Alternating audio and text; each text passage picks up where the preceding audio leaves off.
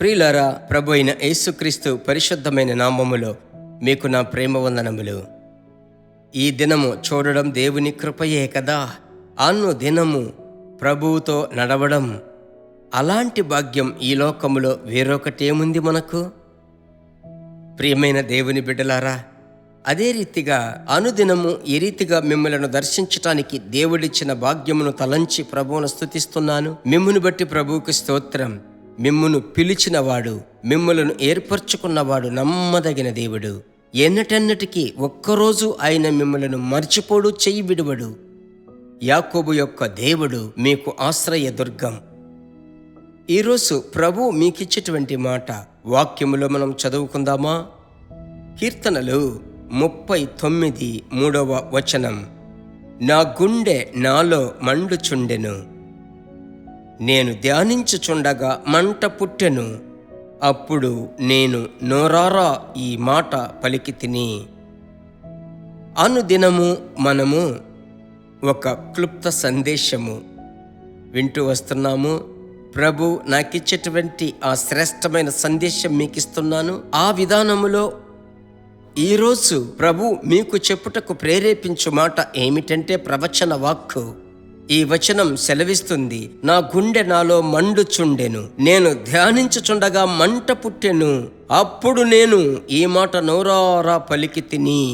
సాధారణ తెలుగులో నేను చెప్పాలంటే మొట్టమొదట మంట అంటే ఒక్క 10-15 అడుగుల దూరములో మంట మండుతుంది. దూరములోనే ఆ యొక్క ఉష్ణం లేక ఆ వేడి, ఆ వేడి మీరు అనుభవించగలరు. దాన్ని మంట అంటాము. రెండవది అగ్ని. ఆ అగ్ని దగ్గరికి వెళుతూనే దాన్ని అనుభవించగలము, శ్వాసించగలము. ఇక్కడ వాక్యం సెలవిస్తుంది, దావీదు అంటున్నాడు, నా గుండె నాలో మండుచుండెను. నా దేవుని యొక్క వాక్యమును నేను ధ్యానించేటప్పుడు ఆ యొక్క మంట అగ్నిగా మండుచున్నది. ఆ అగ్ని అభిషేకముతో నేను ప్రార్థించడం మొదలుపెట్టాను అంటున్నాడు.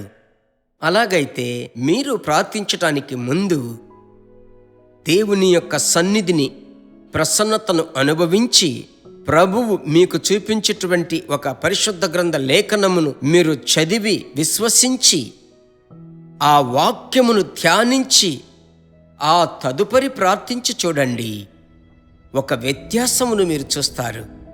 మీ ఆంతర్య పురుషునిలో ఏదో ఒకటి కార్యము జరిగేది మీరు గ్రహిస్తారు. అదే పరిశుద్ధాత్మని కార్యము. ఆ మాట మీలో ఆత్మగా, అగ్నిగా మారుతుంది.